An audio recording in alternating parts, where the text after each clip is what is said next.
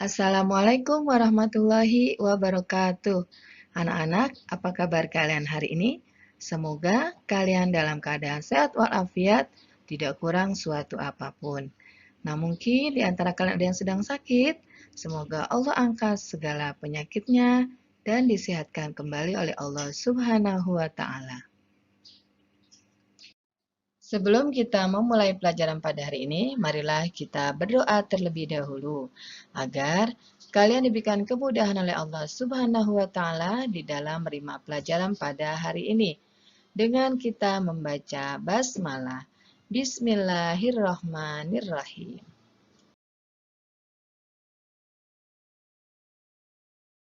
Pada hari ini kita berjumpa kembali pada pelajaran tematik. Tema yang kedua, bermain di lingkunganku. Subtema 2, bermain di lingkungan rumah. Kita sudah sampai pada penghujung di subtema 2, yaitu kita masuki pembelajaran yang kelima dan juga pembelajaran yang keenam.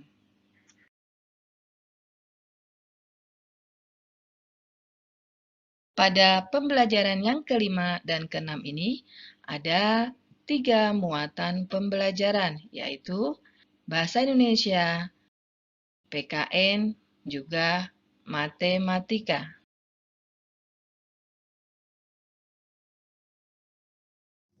Yang pertama adalah Bahasa Indonesia KD 3.3.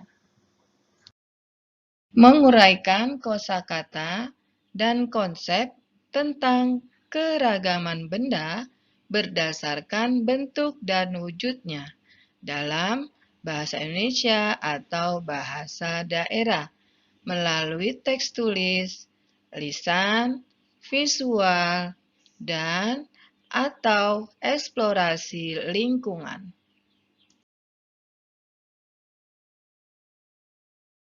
Selanjutnya PKN KD 3.2.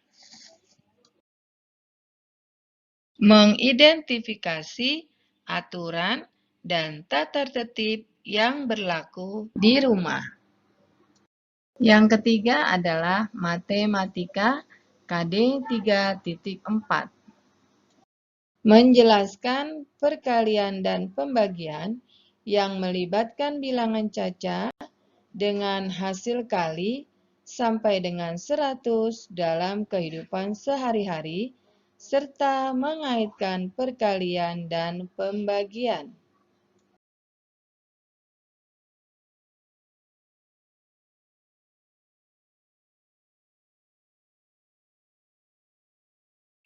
Sekarang kita masuk pada pembelajaran yang pertama, yaitu Bahasa Indonesia.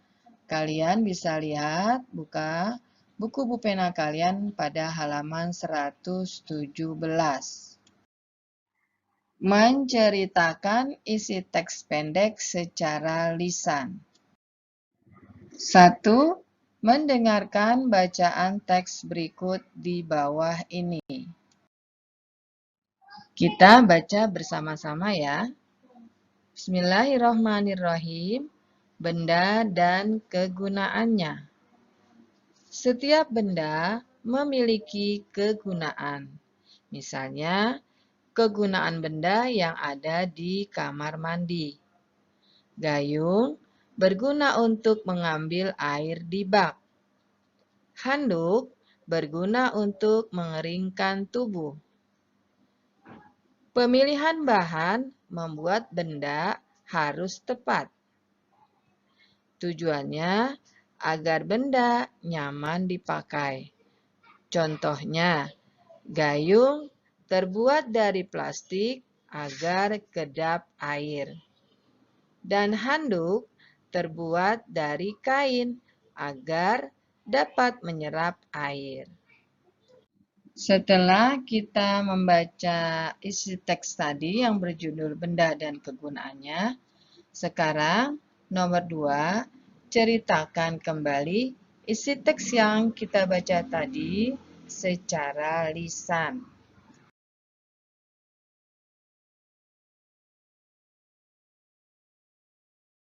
Bisakah kalian menceritakan isi teks yang telah kita baca tadi?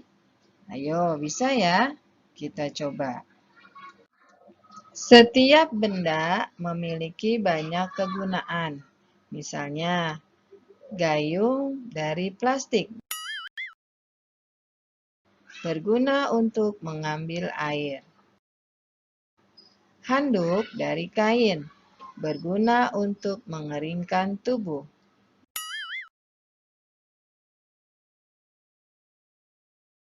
Kehidupan kita akan tergantung dengan benda.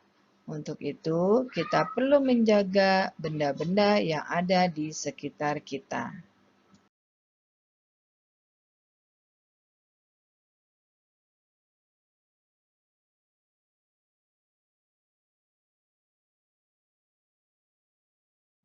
Kita lanjutkan pada nomor 3.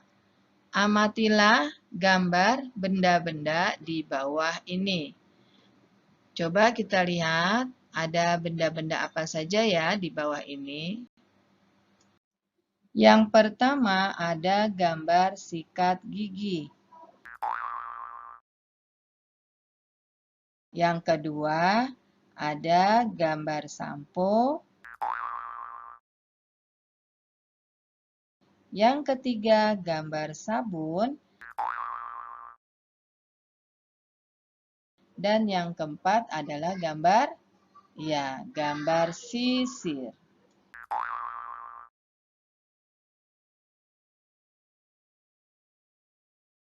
Sebelum kita menentukan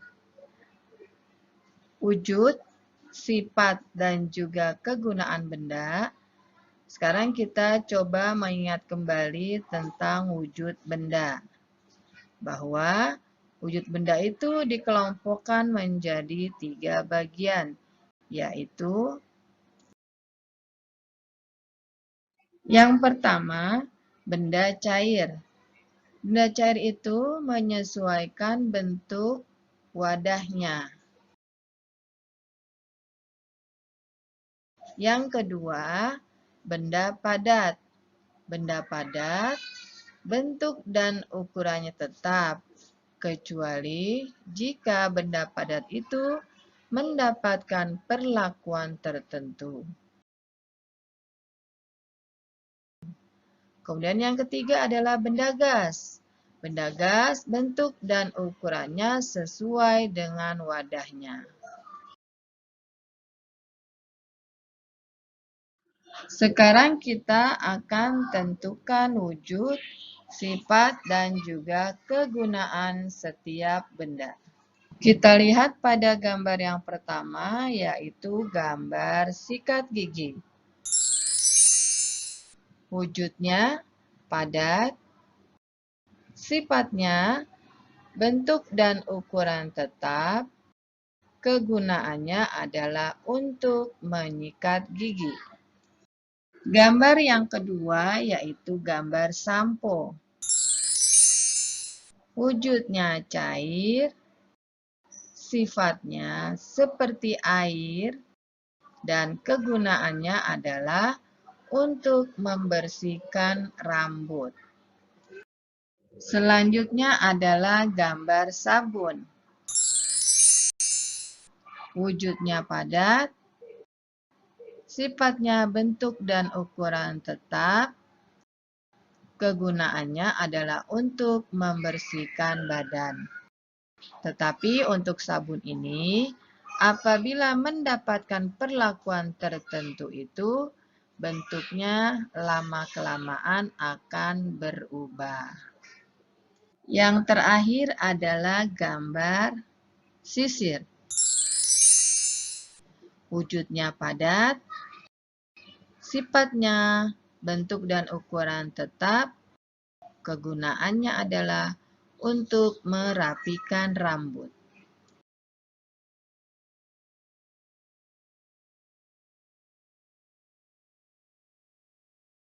Kita lanjutkan pada Bu Pena halaman 119. Ayo berlatih.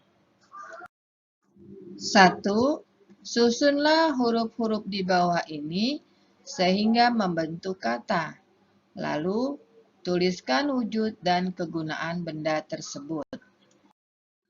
Di sini ada kata tak beraturan. Kita susun huruf-huruf ini, kemudian sampai membentuk kata. Lalu baru kita tuliskan wujud dan kegunaan benda-benda tersebut. Jika huruf N, A, S, B, U, A, I, R, dan C disusun, maka akan terbentuk sebuah nama benda, yaitu menjadi sabun cair.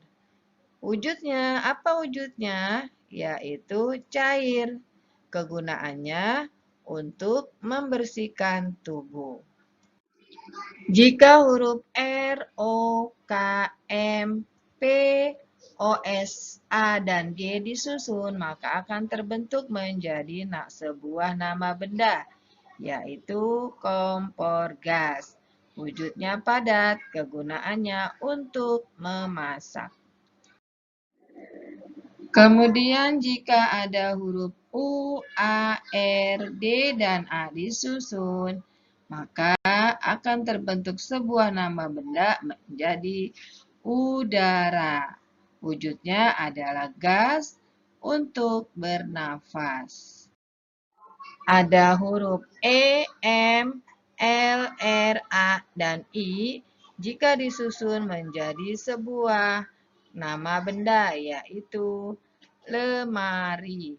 Wujudnya padat, kegunaannya untuk menyimpan pakaian.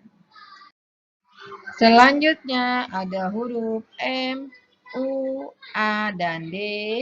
Jika disusun menjadi sebuah nama benda, yaitu madu. Wujudnya cair, berguna untuk diminum.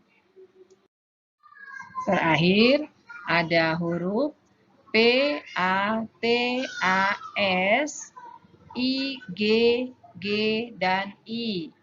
Jika disusun menjadi sebuah nama benda, yaitu apa? Pasta gigi.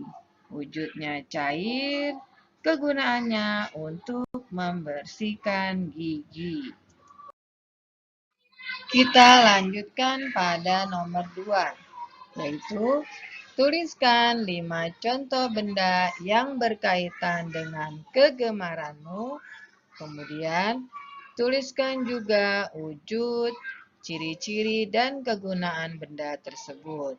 Untuk nomor 2 ini, kalian bisa jawab sendiri ya. Kalian langsung tulis di buku pulpena kalian.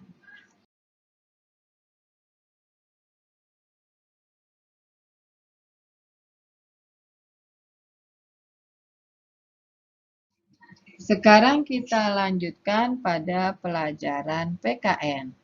Bu Pena halaman 118. Sikap yang boleh dan tidak boleh dilakukan di rumah. Yang pertama, berpamitan kepada orang tua sebelum bermain. Mengapa kita perlu berpamitan kepada orang tua? Supaya ketika kita bermain, kita tidak dicari-cari oleh orang tua kita. Agar orang tua kita juga tidak bingung mencari-cari kita. Oleh karena itu, ketika kita mau pergi bermain, hendaknya kita izin terlebih dahulu dan juga berpamitan kepada orang tua. Yang kedua adalah mengucapkan salam sebelum masuk ke rumah. Tujuannya adalah agar orang tua kita tahu kalau kita sudah pulang atau sudah sampai di rumah, agar orang tua kita juga tenang dan tidak mencari-cari kita. Dan juga, jika kita memberi salam sebelum masuk ke rumah orang lain itu akan lebih sopan dan orang rumah pun tahu bahwa di luar ada orang yang datang. Selanjutnya, selain sikap yang boleh dilakukan di rumah, ada juga sikap yang tidak boleh dilakukan di rumah. Apa saja? Yaitu Yang pertama adalah bermain hingga lupa waktu. Hal ini anak-anak tidak boleh kita lakukan. Jika waktunya sudah untuk belajar, kita lakukan juga untuk belajar. Jika waktunya untuk beristirahat, maka sebaiknya kita gunakan untuk beristirahat. Kita jangan membuang-buang waktu. Kita boleh saja bermain, tetapi jangan sampai lupa pada kegiatan yang lainnya. Sekarang sikap yang tidak boleh dilakukan di rumah adalah membantah nasihat orang tua. Nah, ini apa sih artinya membantah? Artinya membantah adalah berarti tidak mau mendengarkan dan tidak mau melaksanakan nasihat orang tua. Jika orang tua memberikan nasihat, sebaiknya kita dengarkan dan kita laksanakan. Orang tua memberikan nasihat kepada kalian atau bahkan terkadang sampai memarahi kalian, itu artinya bahwa orang tua kalian sayang pada kalian.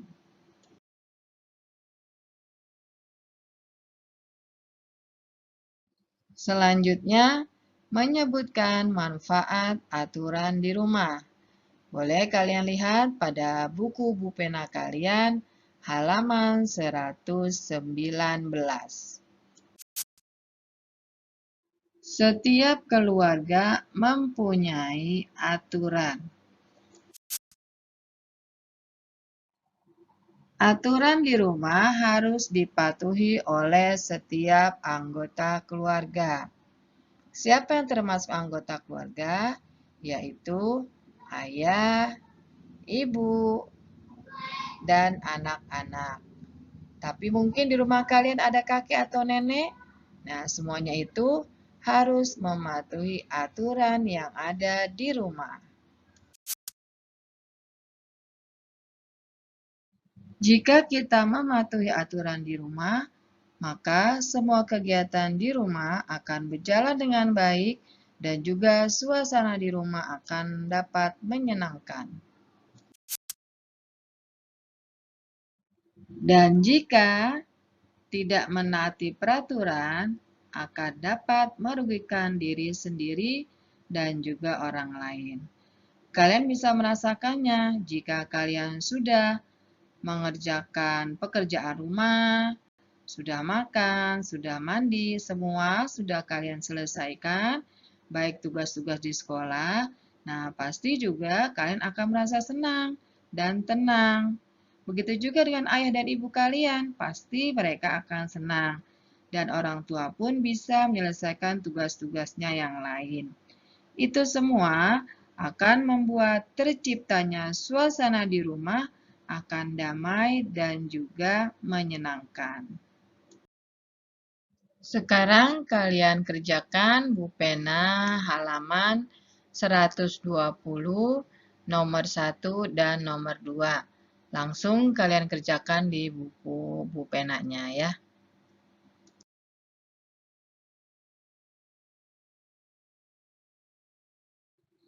Selanjutnya pelajaran matematika pada pena halaman 120 sampai dengan 121.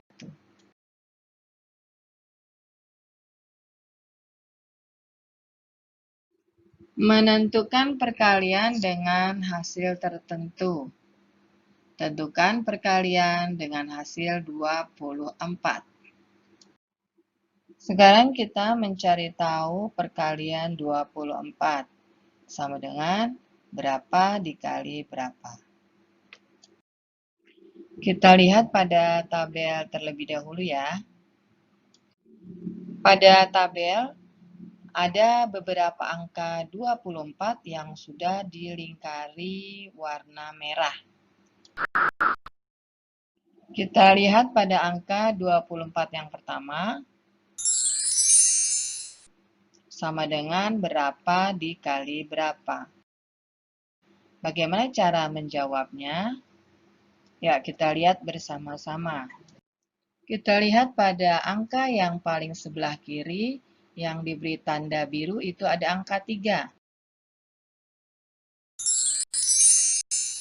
Berarti 24 sama dengan 3 dikali. Coba kita lihat ke atasnya. Ada tanda panah ke angka 8 ya. Berarti 3 dikali 8.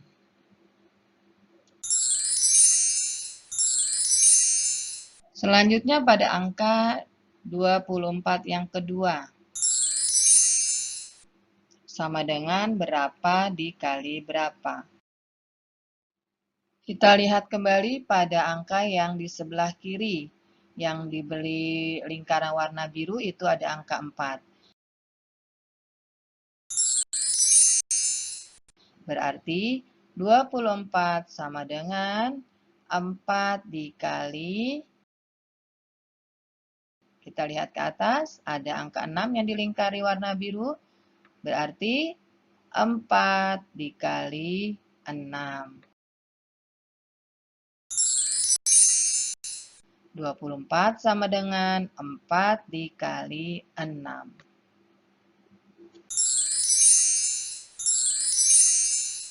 Kemudian masih ada angka 24 lagi ya yang diberi warna merah. Sekarang 24 sama dengan berapa kali berapa ya?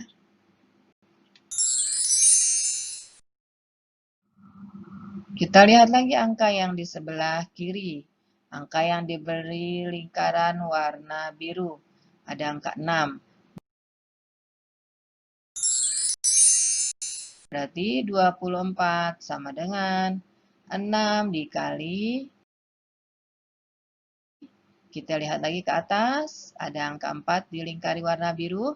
Berarti 6 dikali 4. 24 sama dengan 6 dikali 4.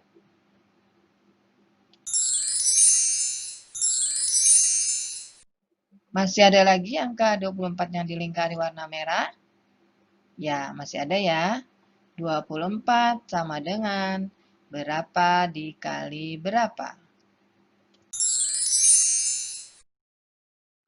Sama cara mengerjakannya seperti yang di awal. Kalian lihat pada angka yang diberi lingkaran warna biru, yaitu angka 8. Berarti 24 sama dengan 8 dikali berapa? Kita lihat ke atas. Iya, 3. Berarti 24 sama dengan 8 dikali 3.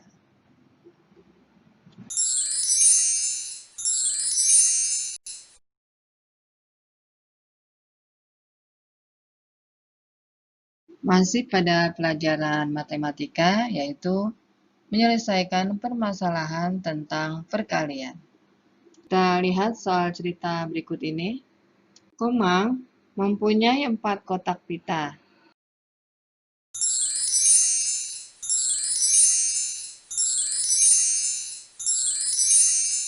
Setiap kotak berisi 9 pita.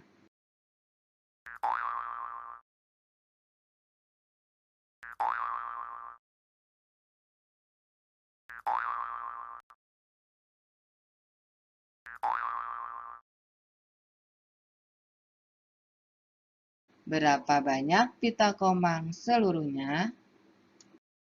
Cara penyelesaiannya adalah ada 4 kotak pita, masing-masing berisi 9 pita.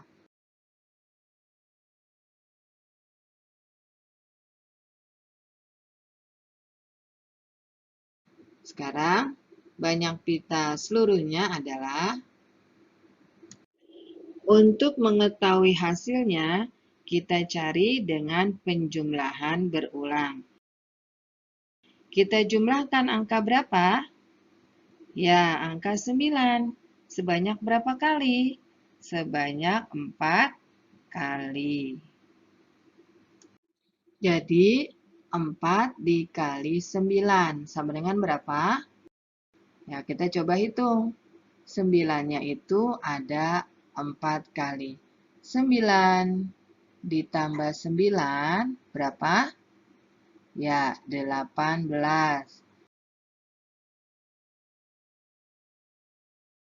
Kemudian ditambah lagi 9. Berapa hasilnya? 27.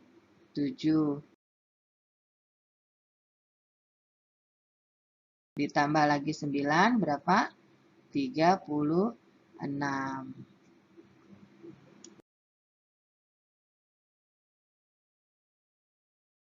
Jadi, banyak pita komang seluruhnya ada 36 pita. Anak-anak, bagaimana? Kalian sudah paham untuk pembelajaran hari ini? Jika sudah, kita ucapkan dengan Alhamdulillah. Sekarang kalian lanjutkan, kalian kerjakan pada buku pena kalian halaman 122.